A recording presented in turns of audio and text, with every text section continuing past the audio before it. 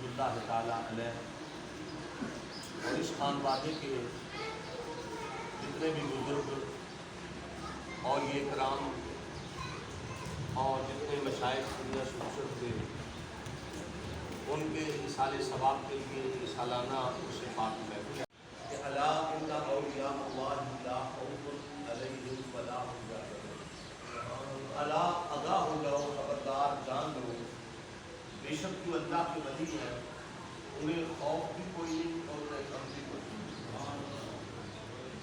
اور یہ کرام کی عظمت و فضیلت پر یہ قرآن کریم کی آیت مقدسہ ہے اور دلیل قطعی ہے کہ اللہ تبارک و تعالیٰ فرما رہا ہے کہ جو اللہ کے ولی ہیں انہیں خوف کوئی نہیں، انہیں غم کوئی نہیں۔ میں نے صرف یہ عرض کرنا ہے کہ ولی کس کو کہتے ہیں، ولی کون ہوتا ہے؟ اللہ تبارک و تعالیٰ نے قرآن دیے کہ ولایت کس کو کہتی ہے، ولایت یہ اللہ تبارک و تعالیٰ کا انعام ہے، یہ رب کی طرف سے ملتی ہے، یہ اللہ کی عطا ہے، یہ اللہ تبارک و تعالیٰ اپنے بندوں کو عطا فرماتا ہے۔ ولی کے لیے سب سے پہلی دو شرطیں، دو چیزوں ان کا ہونا ضروری ہے۔ پہلی چیز یہ ہے کہ اللہ زینا آمن، ولی ایمان والا ہوتا ہے، اس کا عقیدہ درست ہوتا ہے۔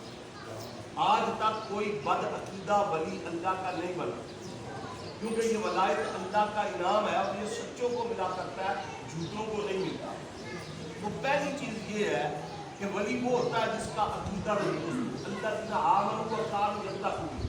اور دوسری بات یہ ہے کہ ولی متقی ہوتا ہے، ولی پرہیزگار ہوتا ہے، ولی کا عمل بھی درست ہوتا ہے، عقیدہ بھی درست اور عمل بھی درست۔ جہاں یہ دو چیزیں پائی جائیں وہاں پر اللہ تبارک و تعالیٰ ولایت عطا فرماتا ہے۔ آج حالت یہ ہے کہ کچھ لوگ ایسے ہیں جن کا عقیدہ درست نہیں اور وہ ولایت کے دعوے دار ہیں، لہذا وہ بھی خارج۔ کچھ ایسے ہیں کہ عقیدہ تو درست ہے لیکن ان کا عمل نہیں، بے نمازی ہے، ولایت اس شے کا نام نہیں ہے، ولی اس کو نہیں کہتے۔ ولی وہ ہوتا ہے، حضرت حبیب الاسلام صاحبزادہ پیر سید فیض الحسن شاہ رحمۃ اللہ تعالیٰ علیہ تاجدار عالم و ہاشمی، آپ فرمایا کرتے تھے کہ ولایت کا فارمولہ کیا، ولایت کا کلیہ کیا، اور جس طرح اور آپ کو کلیہ اور فارمولہ بتایا کرتے تھے، آپ فرمایا کرتے تھے عقیدہ پلس اعمال صالحہ ایکول ٹو ولایت۔ عقیدہ درست ہو اور عمل صحیح ہو تو ولایت ولی بن جاتا ہے۔ تو آج حالت یہ ہے ہمارے عوام کے اندر، معاشرے کے اندر بھی لوگوں نے ولایت کا معیار بدل دیا۔ کوئی سمجھتا ہے کہ ولایت لمبے بال رکھنے کا نام ہے، کوئی یہ سمجھتا ہے کہ ولایت رنگ برنگے کپڑے پہن لینے کا نام ہے، کوئی یہ سمجھتا ہے کہ ولایت جو ہے وہ سال سال نہ نہانے کا نام ہے، کوئی سمجھتا ہے کہ ولایت یہ ہے کہ 10 انگوٹھیاں ہاتھوں میں پہن لو، ہاتھوں کے اندر کڑے پہن لو، پاؤں کے اندر گھنگرو باندھ لو، کانوں میں بالیاں پہن لو۔ یاد رکھو یہ ولایت کا معیار ہرگز نہیں ہے۔ قرآن و سنت نے ہمیں جو معیار دیا نا وہ اس سے جدا، ولایت اس شے کا نام نہیں۔ کوئی یہ سمجھتا ہے کہ جس کا تمیز کام کرتا ہے وہ ولی ہے، نہیں، ولایت یہ نہیں ہے۔ ولایت کیا ہے؟ ولی وہ ہوتا ہے جو ایمان والا ہو، ولی وہ ہوتا ہے جو متقی اور پرہیزگار۔ آج آپ کو بڑے لوگ ملیں گے جو علی پاک کا نام لیتے ہیں، بانگ پی کر چرس پی کر، اور لوگ ایسے لوگ ہیں سڑک کے کنارے کپڑے اتار کے بیٹھ گئے ہیں، ہماری قوم بیوقوف سمجھ گیا پہنچ گیا۔ میں کہاں پہنچ گیا؟ جنت میں پہنچ گئے۔ یہ پہنچے ہونے کی یہ نشانی کہ جو غسل نہ کرے کہتے ہیں پہنچ گیا، جو کپڑے اتار کے ننگا ہو جائے کہتے ہیں یہ ولی ہے۔ ولایت یہ نہیں ہے۔ کیوں کہ ولی کس کو کہتے ہیں؟ ولی اللہ کے دوست کو کہتے ہیں۔ لفظ ولی، یہ ولی جو لفظ ہے نا یہ قرآن اصطلاح، پہلی تو بات یہ سمجھے کہ یہ ہمارا اپنا بنایا ہوا لفظ نہیں ہے کہ ہم چار بندوں نے مل کر کہہ دیں کہ اللہ کو ولی ہے۔ یہ اللہ تبارک و تعالیٰ نے قرآن کریم میں استعمال کیا، یہ حدیث پاک میں آیا۔ ولایت برحق ہے، ولی ہوتے ہیں، ولیوں کے وجود کا انکار کرنا، مطلقاً انکار کر دینا یہ کفر ہے، دائرہ اسلام سے بندہ خارج ہو جاتا ہے۔ قرآن کا انکار ہے کہ اگر کوئی کہے کہ ولایت نہیں، جس طرح نبوت پر حق ہے اسی طرح ولایت بھی پر حق ہے، جس طرح نبی کا ہونا ضروری ہے اسی طرح ولی بھی ہوتے ہیں اور ہوتے رہے ہیں، اور قرآن کریم اس بات پر شاہد ہے کہ ولی ہوتا ہے۔ لفظ ولی، میں اس کے معنی پر آپ کی توجہ دلانا چاہتا ہوں کہ ولی کس کو کہتے ہیں۔ لفظ ولی کے عربی لغت کے اندر متعدد معنی ہیں، ان میں سے ایک یا دو معنی عرض کروں گا قلت وقت کے باعث کہ ولی کا معنی کیا ہے۔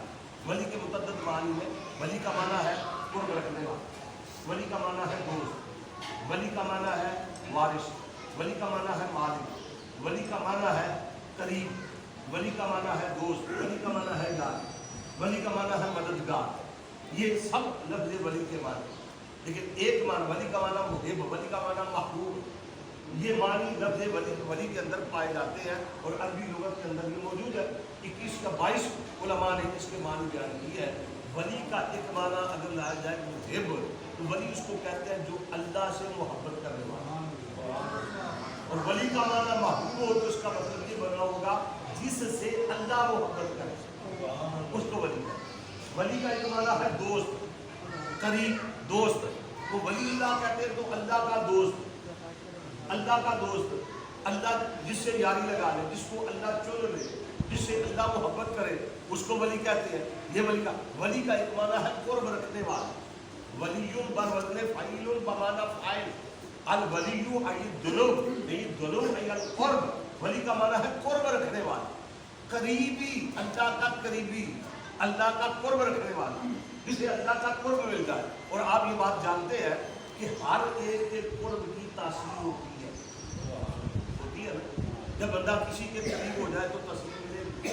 آپ برف کے پاس بیٹھے تو آپ کو ٹھنڈے کی تاثیر ملے گی، آپ آگ کے قریب بیٹھے تو آپ کو تپش کی اور آگ کی تاثیر ملے گی، سورج کی تپش میں بیٹھے تو وہ تاثیر ملے گی، اے سی اور ٹھنڈک کے اندر بیٹھے تو یہ تاثیر ملے گی۔ جب ہر شے کی تاثیر ہوتی ہے تو ولی وہ ہوتا ہے جو اللہ کے قرب میں رہتا ہے، جو اللہ کا قریبی ہو جاتا ہے۔ جب اللہ کے قرب میں گیا تو پھر اللہ کی تاثیرات اس بندے پر آتی ہیں، اللہ کے انوار و تجلیات آتے ہیں، رب کے فیوزات آتے ہیں، اللہ کی رحمتوں کا نزول ہوتا ہے اور وہ اس بندے کو، اس ولی کو ملتا ہے۔ اور حدیث قدسی ہے اور صحیح بخاری کے اندر موجود ہے، اللہ کے محبوب سرور کائنات صلی اللہ علیہ وسلم نے فرمایا کہ اللہ تبارک و تعالیٰ فرماتا ہے لا یزال عبدی یتقرب الی بالنوافل، اور اللہ تعالیٰ فرماتا ہے جب میرا بندہ قرب حاصل کر کر کے، نفل پڑھ کے، ریاضت کر کے، ذکر کر کے، عبادت کر کے، مجاہدے کر کے میرے قریب آ جاتا ہے نا، میرے قریب آتا ہے، اتنا قریب آتا ہے حتیٰ یسمع سامع الذی،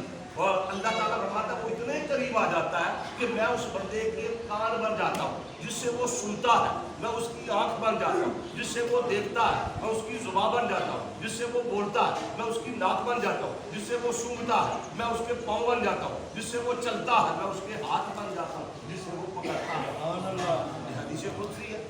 اللہ تعالیٰ بندے کے اتنے قریب ہے، بندہ اللہ کے قریب جاتا ہے نا، جب بندے کو اللہ کا قرب ملتا ہے تو پھر فرمایا کہ اللہ تبارک و تعالیٰ کے قرب کی تاثیرات بندے پر آتی ہیں۔ آپ دیکھیں کہ ہم اگر اچھی مجلس میں بیٹھے تو اچھائی کی تاثیر آتی ہے، ہر مجلس کی تاثیر ہوتی ہے، ہر محفل کی تاثیر ہوتی ہے، اور بری مجلس اور بری محفل سے بچنا چاہیے۔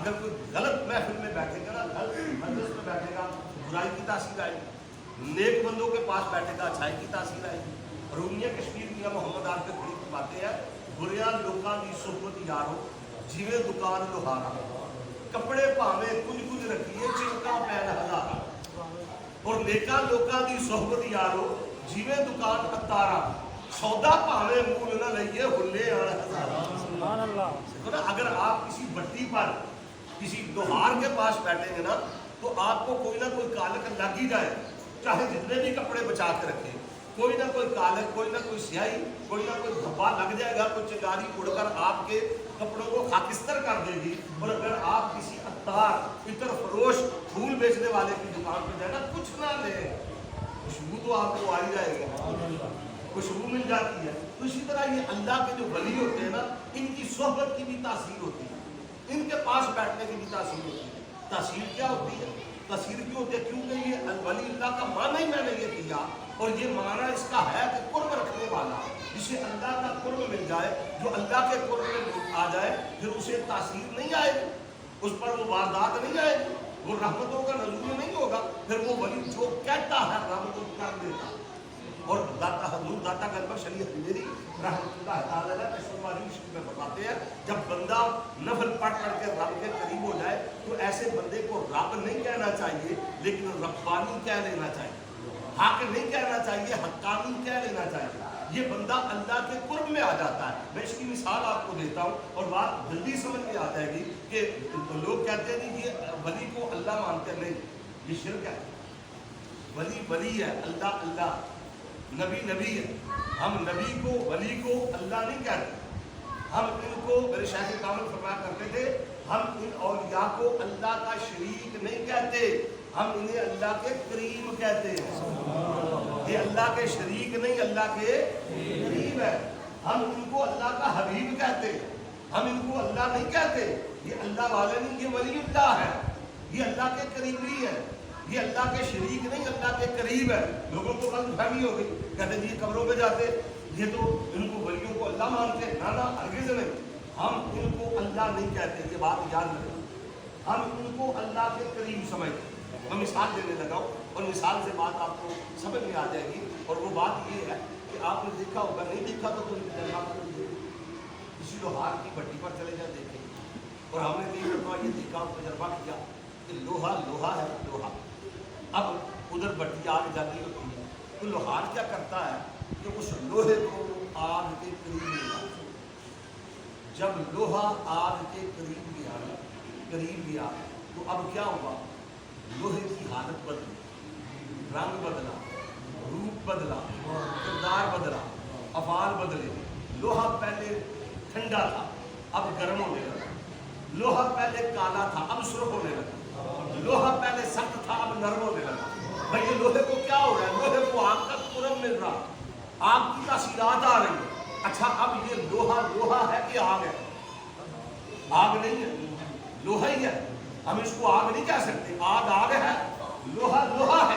مگر لوہے پر آگ کا رنگ چڑھ گیا، لوہے کو آگ کی تاثیرات مل گئی، لوہے کی تقدیر بدل گئی، لوہے نے رنگ بدلا، روپ بدلا، حالت بدلی اور کمال کر دیا. اب اگر آپ اس لوہے کو چھوئیں، اس لوہے کو پکڑیں تو لوہا جلائے گا کہ نہیں؟ بولیے جلائے گا. یہ جلانا لوہے کا تو کام ہی نہیں، یہ تو کام آگ کا ہے. جلانا لوہے کا کام نہیں ہے، یہ کام آگ کا ہے. مگر لوہا لوہا ہو کر اب کام آگ والے کر رہا. لوہا لوہا ہو کر کام آگ والے کر رہے. بندہ بندہ ہے، رب رب ہے، ولی ولی ہے، اللہ اللہ ہے. مگر قرب کی حالت میں حدیث قدسی سنا چکا، اتنے قریب ہو جاتا ہے کہ بندہ بندہ ہو کے کام رب والے کر رہا ہو. لوگ کہتے ہیں یہ شرک ہے. لیکن نا مردوں کو زندہ کرنا یہ کس کا کام؟ اللہ کا. قرآن کہتا ہے حضرت عیسیٰ علیہ السلام نے مردے زندہ کیے، نہیں کیے. بیمار کو شفا دینا یہ کس کا کام ہے؟ اللہ کا. عیسیٰ علیہ السلام نے نہیں کیا.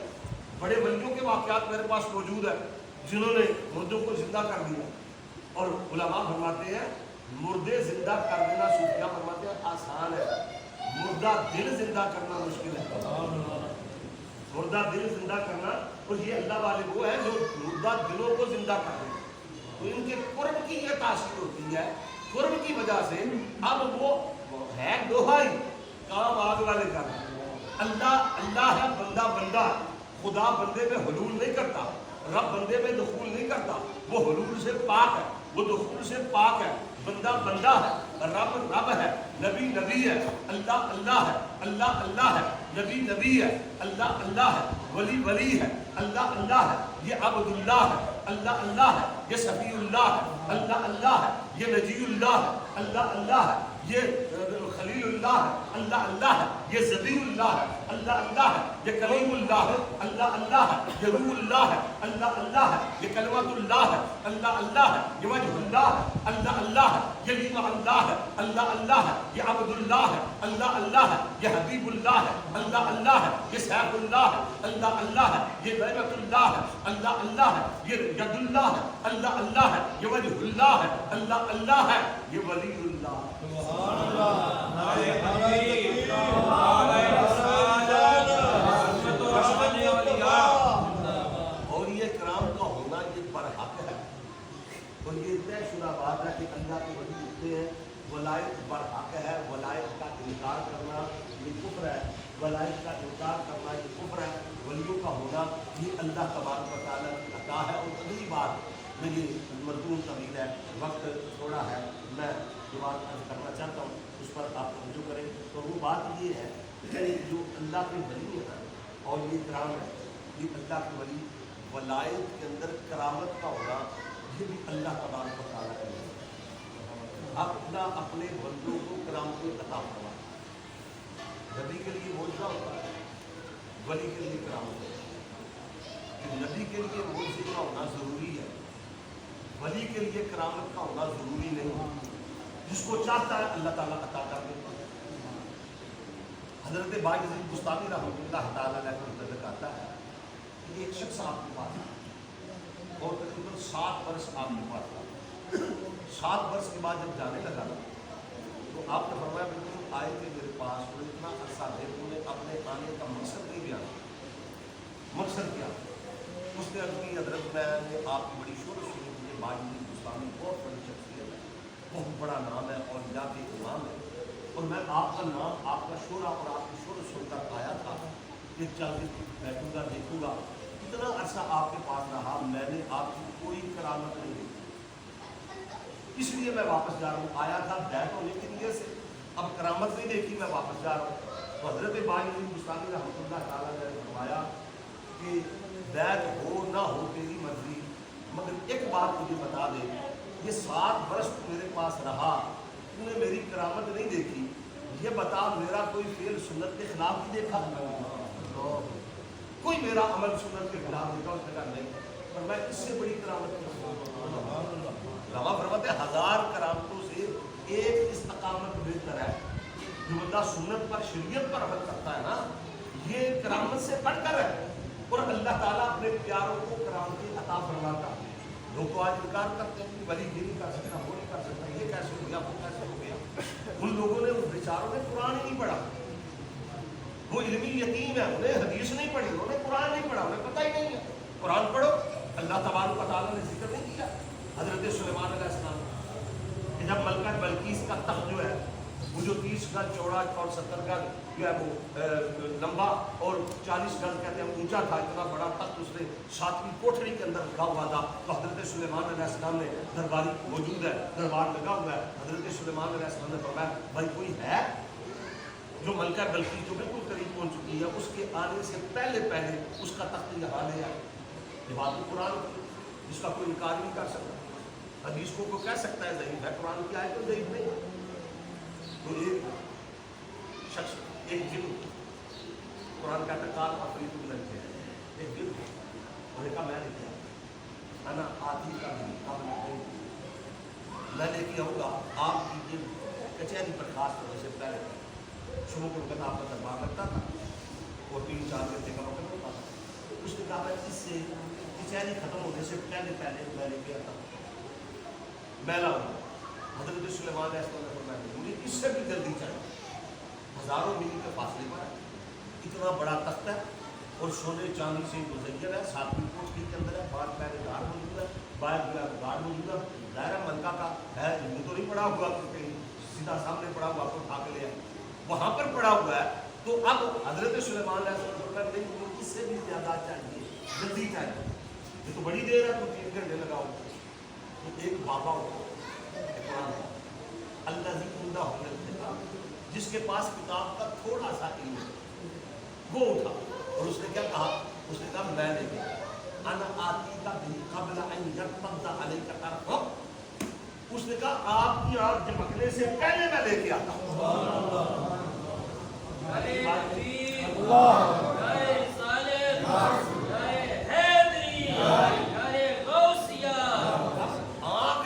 سے پہلے لانا، اور بابے نے اٹھ کر کہا میں لے کے آؤں۔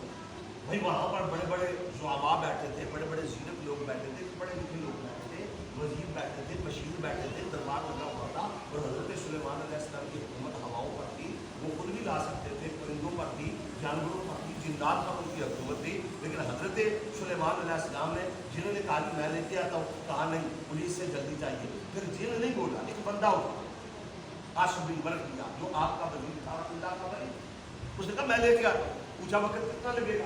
اس نے کہا قبل ان یرد علیک طرفک، آپ کی آنکھ چمکنے سے پہلے لیتے ہو.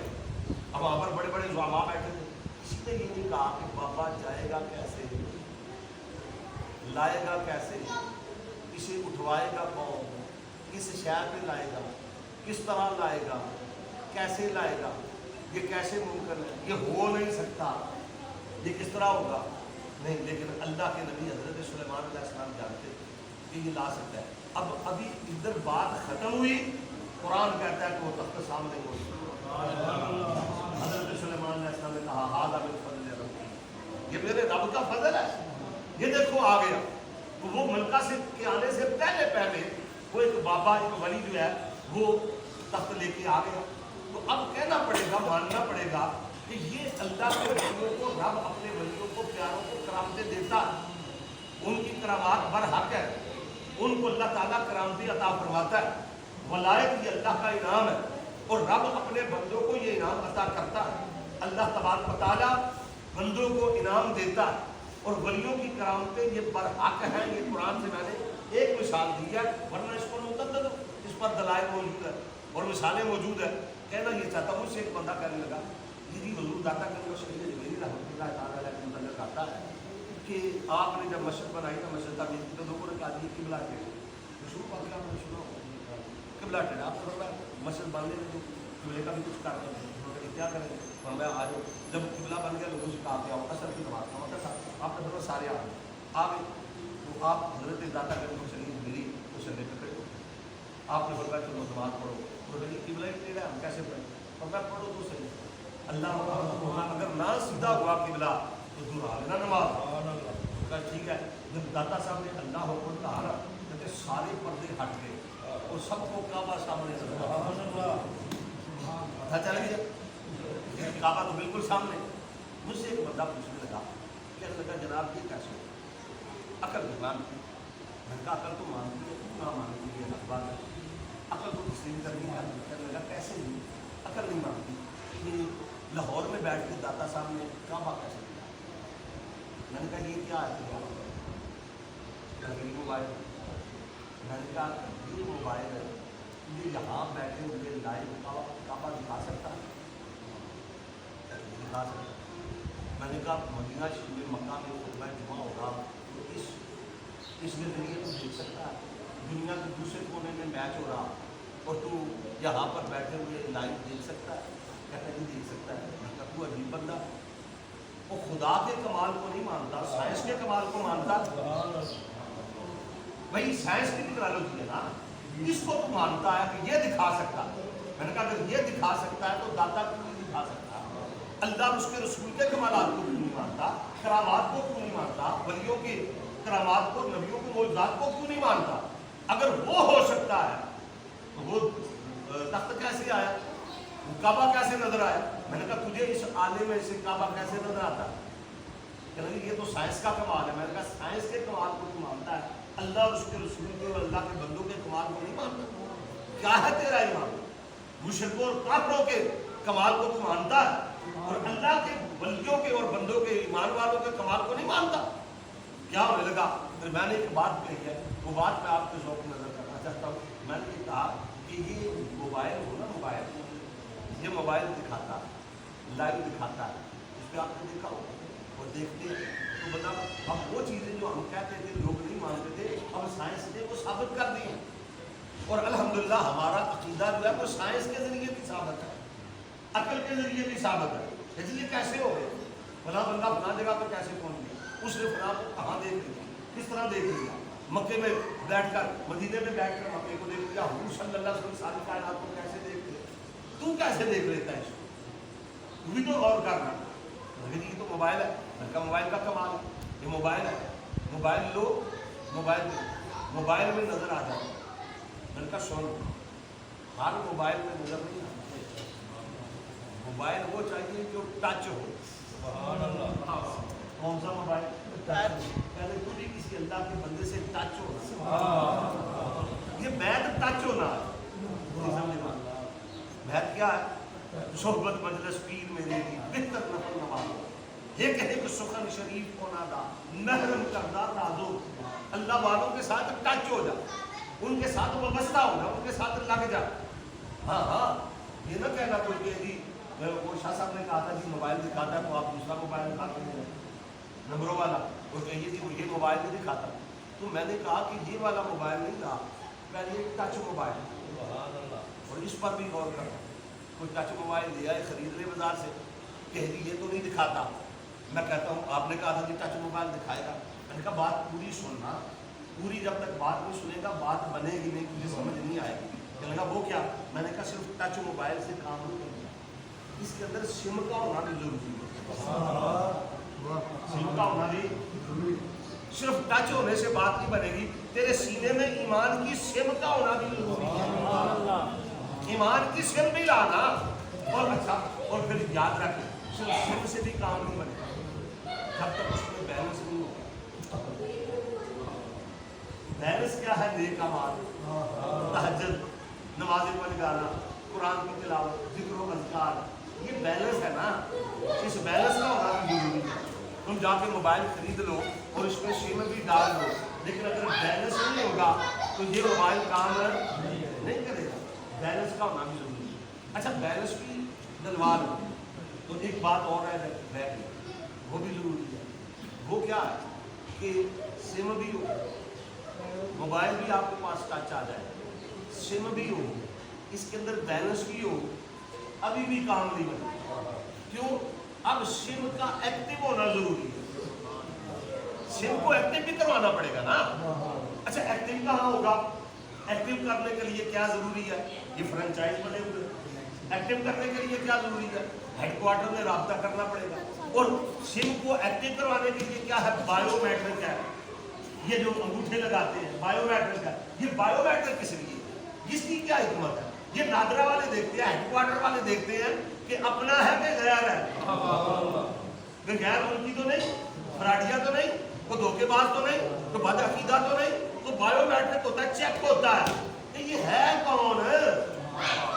تو جب تک تو بایو میٹرک نہیں کرائے گا پتا چلے گا نبی کا وفادار ہے کہ غدار ہے، اپنا ہے کہ بیگانہ ہے کون. صرف ٹچ موبائل سے کام نہیں بنے گا، یہ بھی دیکھا جائے گا. اچھا پھر اگلی بات یہ ہے، اگر ایکٹیو بھی ہو گیا، اگر یہ بھی پتا چل گیا، بایو میٹرک بھی ہو گیا، اب یہ دیکھنا ہے کہ تم رہتا کس مقام پہ. جہاں تو رہتا ہے وہاں پر سگنل بھی ہے کہ نہیں؟ کیا ہے یہ آپ کی زبان میں سمجھا؟ سگنل بھی ہے کہ نہیں؟ اور سگنل کس چیز کی آ رہی؟ یہ کس کمپنی کے سگنل ہے؟ جائز ہے یا ناجائز ہے؟ نہیں سمجھے بات ہے جی. کون سی کمپنی کے سگنل ہے یہ بھی دیکھا جائے. اور سگنل کس کے ہے؟ اور پھر جب اگر سگنل اچھی کمپنی کے ہو تو پھر رابطہ ہو ہی جاتا ہے. یہ کمپنیاں کون ہے؟ یہ نقشبندی ہے، یہ قادری ہے، یہ چشتی ہے، یہ کلندری ہے، یہ نشائی ہے. یہ سارے اپنے اپنے پیکج ہیں، یہ سب کے الگ الگ. یہ سارے نام مقصد سب کا ایک ہی، رابطہ سارے ہی کرا دیتے ہیں. تم کسی ایک کے ساتھ رابطہ کر کے دیکھو تو صحیح. جب یہ سارے معاملات درست ہو جائیں گے پھر خدا کی قسم یہاں بیٹھ کے چاہے مکہ دیکھ لینا چاہے مدینہ. ہاتھ سے اللہ کے ولیوں میں وکیلوں کی جھولی میں ہے اپنی سب کچھ، مگر ان سے لینے کا چاہیے ڈھب کچھ. یہ ہے اللہ والے، یہ دیتے ہیں سب کچھ مگر بہت جانچ لیتے ہیں، دیتے ہیں. یہ اللہ والے یوں نہیں دے دیتے، یہ بڑے سمجھدار ہوتے ہیں، بڑے سیاح ہوتے ہیں. تو میں نے کہا داتا جب لاہور میں تشریف لائے تو میرے داتا کے پاس تو ساری سیمیں تھیں، نقشبندی بھی تھے، قادری بھی تھے، چشتی بھی تھے، سہروردی بھی تھے. جو جو ان کے سامنے آتا گیا داتا ان کو پکڑ کے پہنچاتے گئے، داتا فیض دیتے گئے، لوٹاتے گئے. یہاں تک کہ اگر خواجہ غریب نواز آئے تو بھی فیض نہیں کرتے. اور انہیں کہنا پڑا کہ گنج بخشے فیض عالم مظہر نور خدا ناک سارا پیر کامل کا. تو یہ اللہ والے اور یہ کرام کا ہونا، ان کا ماننا، ہم یوں ہی ان کی قبروں پہ نہیں آتے، ہم یوں ہی ان کے پاس نہیں آتے، ہم ان کو سلامی عقیدت پیش کرتے ہیں. ہم سجدے کرنے نہیں آتے، ہم شرک کرنے نہیں آتے. انہوں نے تو ہمیں شرک سے چھڑا کے اللہ کا راستہ بتا دیا، انہوں نے تو توحید کا پیغام دیا. ہم ان کا شکریہ ادا کرتے ہیں. ہم اولیاء کرام کے مزارات پہ کیوں آتے ہیں؟ کبھی داتا کا عرس، کبھی خواجہ کا عرس، کبھی یہاں پر میاں صاحب کا عرس، اور کبھی ہم میاں منظور عالم صاحب. لیکن اللہ والوں کے ہم جو عرس مناتے ہیں بزرگان دین کے، تو ہم یہاں شرک کرنے نہیں آتے، ہم ان کا شکریہ ادا کرتے ہیں. داتا صاحب آپ کا شکریہ، اگر آپ نہ آتے تو آج ہم رام رام کر رہے ہوتے، ہم کہیں مندر کی گھنٹیاں بجا رہے ہوتے. آپ کا شکریہ، آپ نے آگے ہمیں حق کا رستہ بتایا، آپ نے ہمیں تو عید کی رات دکھائی ہے. ہم اس لیے ان کی بارگاہ میں آتے ہیں، ہم ان کا شکریہ ادا کرنے آتے ہیں، ہم ان کو سجدہ کرنے نہیں آتے، ہم ان کا شکریہ ادا کرنے کے لیے نذرانے عقیدت پیش کرتے ہیں، ہم اللہ والوں کو سلام پیش کرتے ہیں، ہم انہیں سلام عقیدت پیش کرتے ہیں کہ ان کے صدقے سے ہمیں ایمان کی دولت ملی ہے، ان کے صدقے سے ہم تک اسلام پہنچا ہے، اور ان کے ذریعے سے یہ دنیا اور ہندوستان بڑے شہید پاک و کی جو تاریخ ہے وہ تاریخ پڑھ کر دیکھ لے کہ یہاں پر اسلام آیا پھر اللہ کے ولیوں کے قدموں کے سبب. آج اگر یہ مسجد آباد ہے، کوئی خانقاہ آباد ہے، تو اولیاء کرام کا صدقہ ہے. اس لیے اولیاء کرام کی ولایت اور ان کی عظمت اور حق ہے. باقی رہی یہ بات کہ اس میں دھوکے بعد غلط لوگ آ گئے، تو اس میں کوئی کہنے والی بات نہیں ہے. یہ بات آپ سب لوگ جانتے ہیں کہ مارکیٹ کے اندر دونوں مچھلی ملتی ہے. ابھی خریدنے والے کا کام ہے نا کہ وہ دیکھیں کہ اصل کیا ہے. اگر آپ کو کوئی نقلی شے مل گئی تو اس میں ہمارا کیا کچھ؟ اصل تو اصل ہے، اور نقل کی وجہ سے اصل کا ہم انکار تو نہیں کر سکتے نا. تو نقلی ہے ہم مانتے، روزانہ اخبارات میں بھی آتے ہیں، فراڈگری کی ہے، دھوکے بات کی ہے، اس روپ میں بڑے گہرے ہوئی ہے. ہر شعبے کے اندر 2 نمبر لوگ ہوتے ہیں. کیوں جی؟ ڈاکٹروں کے اندر نہیں ہے، وکلاء میں نہیں ہے، ججوں میں نہیں ہے، ہر شعبے کے اندر، پولیس میں نہیں ہے، ہر محکمے کے اندر ہے، تو ولایت کے اندر بھی ہے. لیکن جو غلط ہے ہم ان کی مذمت کرتے ہیں، جو نیک ہے ہم ان کو سلام کرتے ہیں. اللہ تبارک و تعالیٰ اللہ تعالیٰ کا فرمائے اور اس آسان میں آگے تعالیٰ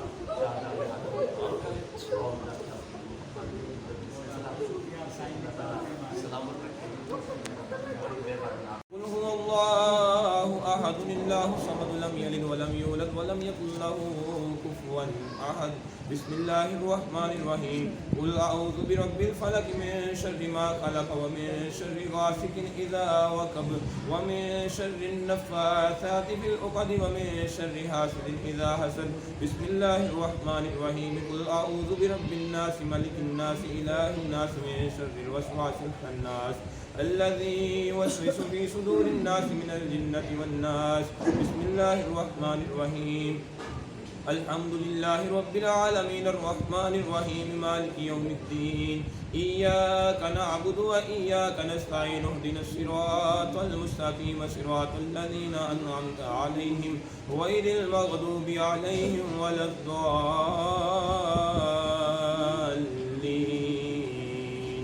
آمين. بسم الله الرحمن الرحيم. ألف لام ميم. ذلك الكتاب لا ريب فيه هدى للمتقين الذين يؤمنون بالغيب ويقيمون الصلاة ومما رزقناهم ينفقون والذين يؤمنون بما أنزل إليك وما أنزل من قبلك وبالآخرة هم يوقنون أولئك على هدى من ربهم وأولئك هم المفلحون. إن رحمة الله قريب من المحسنين وما أرسلناك إلا رحمة للعالمين. ما كان محمد أبا أحد من رجالكم ولكن رسول الله وخاتم النبيين وكان الله بكل شيء عليما. إن الله وملائكته يصلون على النبي يا أيها الذين آمنوا صلوا عليه وسلموا تسليما. الصلاة والسلام عليك يا سيدي يا رسول الله. الصلاة والسلام عليك يا سيدي يا حبيب الله. سبحان ربك رب العزة عما يصفون وسلام على المرسلين والحمد لله رب العالمين. الله أكبر الله أكبر لا إله إلا الله والله أكبر الله أكبر ولله الحمد. تمام حضرات ایک بار سورۃ فاتحہ کی بار سورۃ اخلاص اول آخر درود پاک پڑھ کر ملے کرتے ہیں. صلی اللہ اللهم صل على سيدنا مولانا محمد وعلى آل سيدنا مولانا محمد وعلى آل سيدنا محمد وعلى آله وصحبه وسلم. ربنا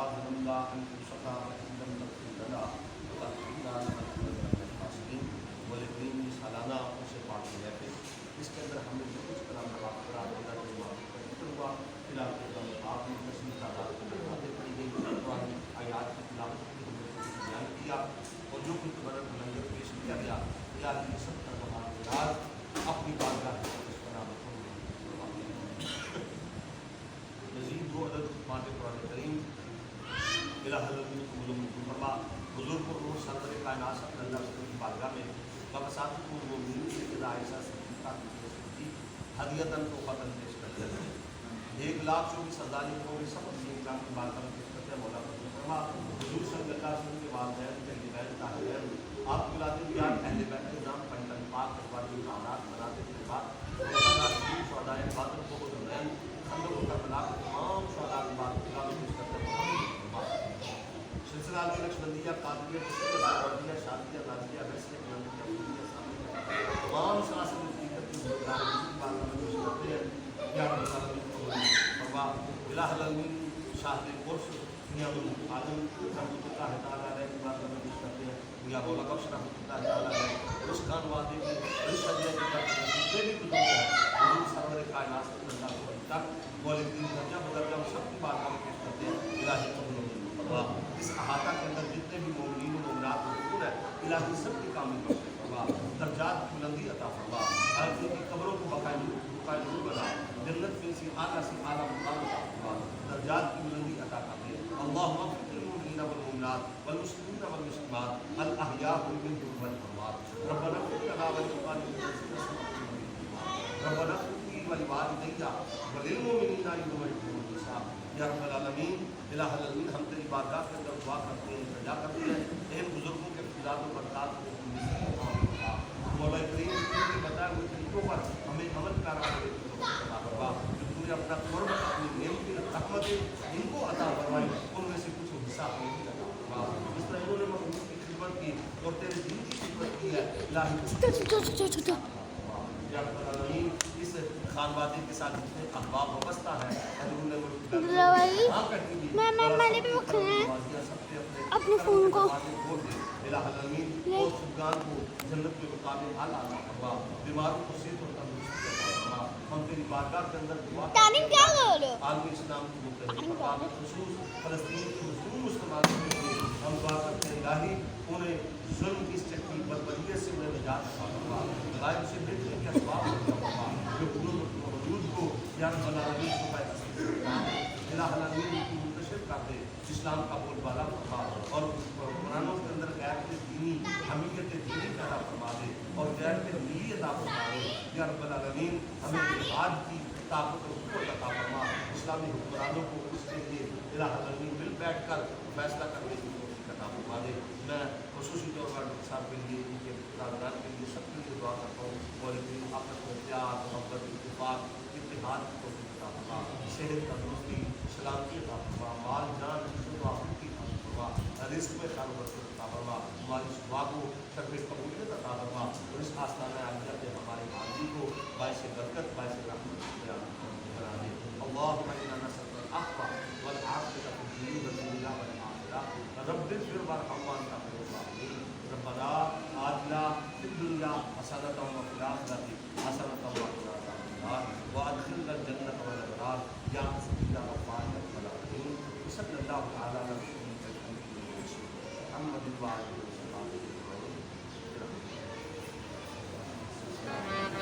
الف اللہ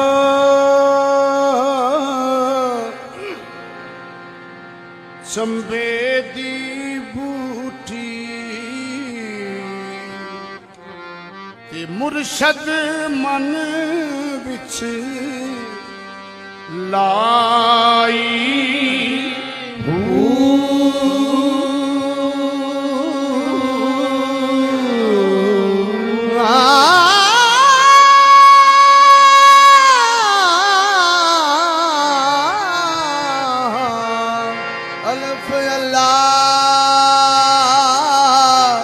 چمبے دی بوٹی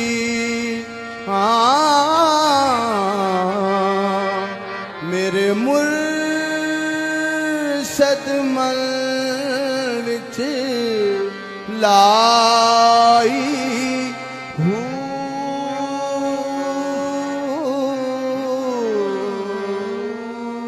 نفی اسبات دا پانی ملیا रगे हर जाई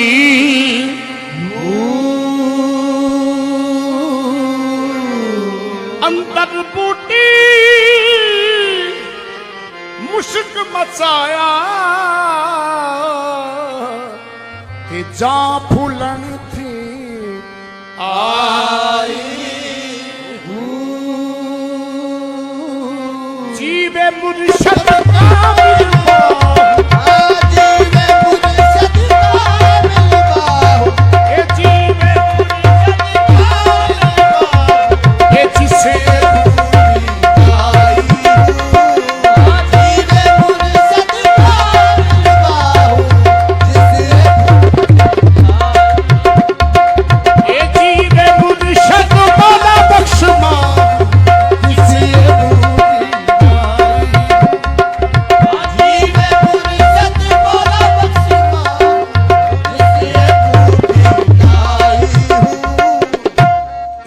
नमाजा पढ़िया नहीं कि होया जे नीति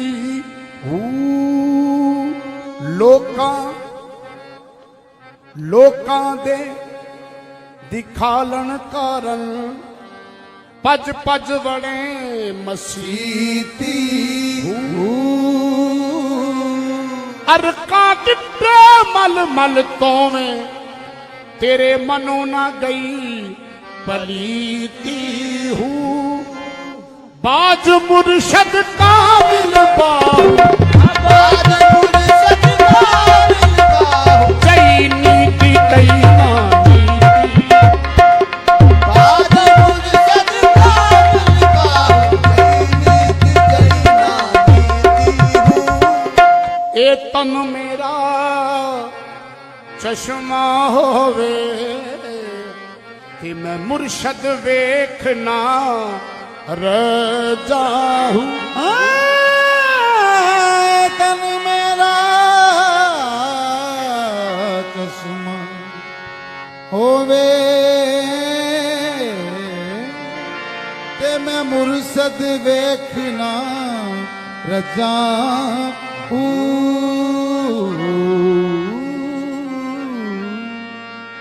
लूलू दे विच लख लख चश्मा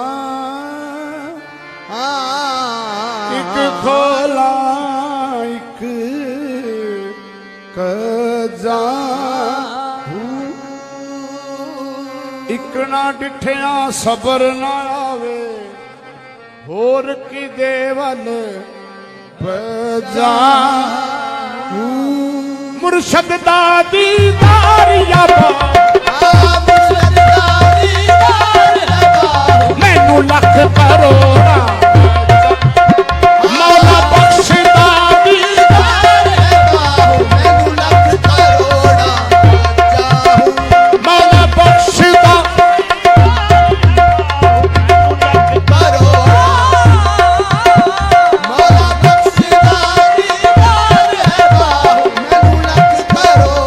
चढ़ विचना तू कर रुशनाई तेरा जिक्र करें दे तारे गलियां दे विच फिरन अजुरदा अते लालां दे बंजारे शाला मुसाफिर कोई ना थीवे ते कख जी ना थी पाए ताड़ी मार उड़ावला बाहु असिया पे उड़न पावे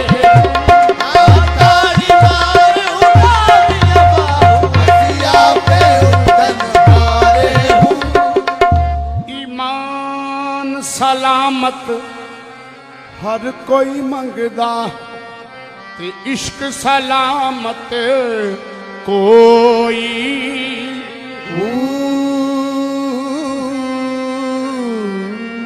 मंगन ईमान शर्मामन इश्कों ਮੇਰੇ ਦਿਲ ਨੂੰ ਗੈਰਤ ਆਈ ਜਿਸ ਮੰਜ਼ਲ ਨੂੰ ਇਸ਼ਕ ਪੁਚਾਵੇ ਈਮਾਨ ਨੂੰ ਖਬਰ ਨਾ ਕਾਈ ਮੇਰਾ ਇਸ਼ਕ ਸਲਾਮਤ ਰੱਖਿਆ ਬਾਹੂ ਮੇਰਾ